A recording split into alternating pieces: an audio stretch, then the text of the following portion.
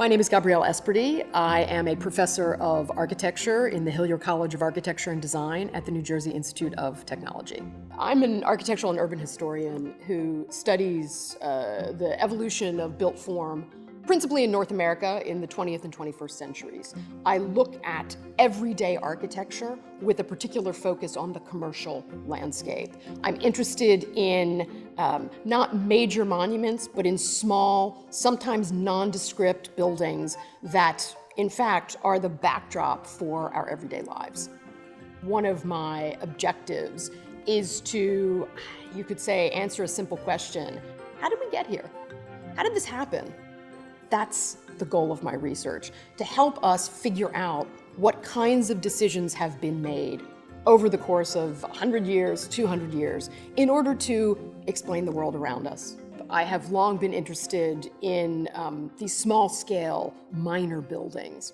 And in conducting research into these, I've come upon various photographic collections, including things like the slide collection of the photographer John Margulies, to a collection that many people are familiar with, the New York City tax photographs, 700,000 images that were produced in the 1930s in order to modernize the tax assessment system for the city of New York.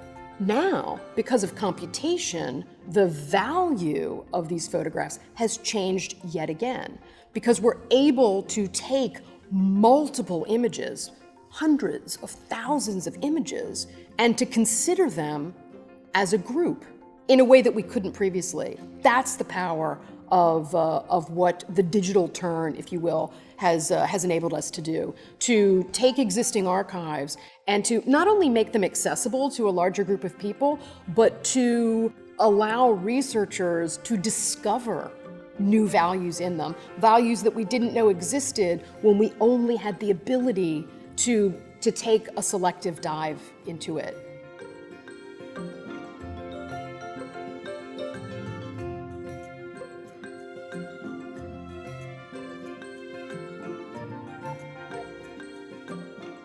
My work with the Ed Ruscha Streets of Los Angeles project has been focused on using the digitized images, which again are about roughly 150,000 images, using those images to analyze the way that the commercial landscape has evolved, both from those kind of earliest moments of, say, 1920s commercial architecture to a late 20th century, early 21st century, what we might call more conventional urban densification. One of the big projects with which I have been involved for many years is a publication of the Society of Architectural Historians and the University of Virginia Press, SAH Archipedia. It is an open access, peer-reviewed encyclopedia of the built world. At present, it contains close to 30,000 individual building histories of buildings in the United States.